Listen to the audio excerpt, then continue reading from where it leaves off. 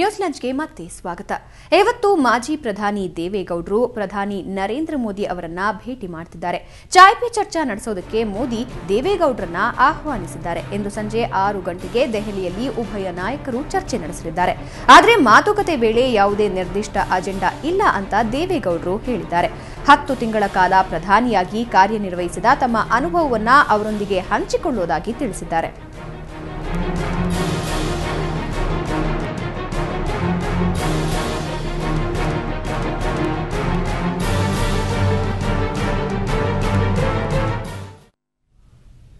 ಇನ್ನು ಈ ಹಿಂದೆ ಗೌಡ್ರು ಕೇಂದ್ರ ಸರ್ಕಾರದ ವಿರುದ್ಧ ಹಾಗೂ ಪ್ರಧಾನಿ ಮೋದಿ ವಿರುದ್ಧ ಆಕ್ರೋಶ ವ್ಯಕ್ತಪಡಿಸಿದ್ರು.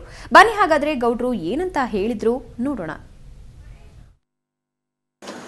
ಅದರಿಂದ ರೈತರ ಸ್ಥಿತಿ ಉಗುಲ್ಬಣಾಗಿದೆ, ಆತ್ಮಹತ್ಯೆಗಳು ಜಾಸ್ತಿ ಆಗಿದೆ. ವಿದರ್ಭದಲ್ಲಿ ಲೇಟೆಸ್ಟ್ ಇದು ನರೇಂದ್ರ ಮೋದಿಯವರ ಸರ್ಕಾರ ಬಂದ ಮೇಲೆ ಎಷ್ಟು ಆತ್ಮಹತ್ಯೆ ಯಾವ್ಯಾವ ರಾಜ್ಯದಲ್ಲಿ ಮಾಡ್ಕೊಂಡಿದ್ದಾರೆ ಅಂತ ಇದು ಸ್ಟ್ಯಾಟಿಸ್ಟಿಕ್ಸು ಇಲಾಖೆಯಿಂದ ಕೊಟ್ಟಿರತಕ್ಕಂಥದ್ದು. ಏಕೆಂದರೆ ಈ ವಿಷಯನ ಭಾಳ ಸ್ಪಷ್ಟವಾಗಿ ಹೇಳ್ತೇನೆ.